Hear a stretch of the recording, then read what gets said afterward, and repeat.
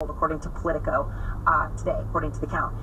The secretary's writing a check for $52,000. Should he be fired?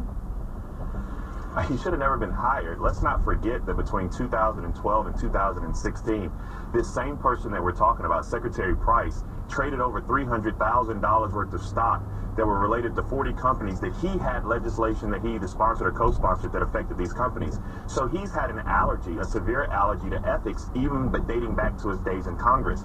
Now that the tab is over $1 million and he's writing a check for $52,000, the Trump White House has they really are inept at handling crises. What he's doing is making it worse because he's only refunding the business class value of the ticket. He's not refunding what the private or chartered jet would actually cost. And so he pulled one quick one, a wool over the eyes of the American public once, and the way that he wants to get out of it is pull it over our eyes twice. I mean, the swamp is not being drained, the alligators are just being replaced. So, Senator, a GOP senator told CNN that he believes President Trump is mad as hell. Those are his words, quote. And the senator said of Price, and I quote again, "What the F was he thinking?" Do you share that sentiment? No. As a matter of fact, I don't, and I didn't necessarily share that thinking when Nancy Pelosi was using a lot of government aircraft to go back and forth to her district and spending an enormous amount of money. I'm not outraged when President Trump or President Obama used taxpayer dollars to travel, and travel in very nice style, I might add, and probably one trip of a president costs more than all the things that you're talking about with Tom Price. Tom Price has a travel budget. Is he exceeding that travel budget or isn't he? He has a travel budget to travel around the country and get to places he needs to get. He's a senior executive. He travels with more than one person. So that means you're traveling with multiple people, which means you have to buy airplane tickets for all of those people. You have to buy for security if you have your security people. When I was running for president, I traveled by myself and I flew commercial. And then I got to be, covered by Secret Service, and I had staff.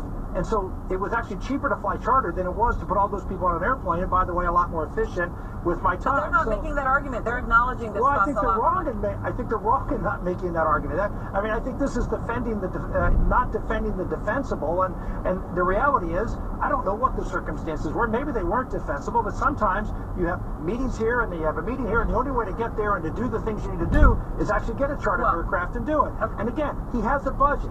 No one is suggesting he's going to exceed his travel budget. If he is, that's a problem. If he's not, then what's the big deal? Well, I don't know. I will say this, though, John. When I have, if we have a travel budget and you don't need to travel, you don't just spend the money on a private jet because you have the budget. Yeah. You return the money back. Especially if it's taxpayers' money, especially if your whole deal in Congress has been railing about fiscal responsibility and profligate spending by people in government, particularly when they're Democrats. Look, Politico's reporting this $1 million since May. Okay? I'm going to guess that's exceeding. Private jets and his share of military, just to be clear. But I'm going to guess that's exceeding any travel budget. And to the senator's point, you do not need to travel private between Washington, D.C. and Pennsylvania. You just don't. It's actually easier and cheaper to go Amtrak or train, and that's the whole point here. If you have these values of fiscal responsibility, they got you the situational ethics that washes over our political commentary and the attitudes of people in Congress when they're in government, in power versus in opposition. That's what stinks to high hell. And it's right to call out your situational ethics when Nancy Pelosi was doing this. Look, that's not true. That's not true. Exactly right. With due respect, why did you call for her to resign? Did you call ask for her to resign? No, and I'm not actually calling for Tom Price to resign. I'm not actually calling for Tom Price to resign. I'm talking about hypocrisy in politics. And in the case of Nancy Pelosi, let's be accurate about what that was.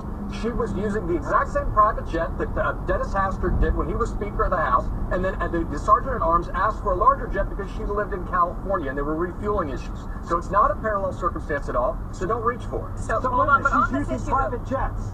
That's the point, isn't it? No, she's not. She could have used commercial jets to go back and forth to California. I don't actually think that we have to argue about Nancy Pelosi and what she did or didn't do, because we actually have Tom Price saying what he thought about Nancy Pelosi. God damn it! What I think is actually the more important thing, which is hypocrisy tonight. Here he is. Damn it. Don't you fly over our country in your luxury jets and lecture us on what it means to be an American. Washington does not need to take more from hardworking Americans. It needs to start living within its means. We must be constantly asking how we can deploy the precious resources that we have in people and in treasure to the most efficient and effective use on behalf of the American people. You asshole. Senator, that just sounds horrifically hypocritical.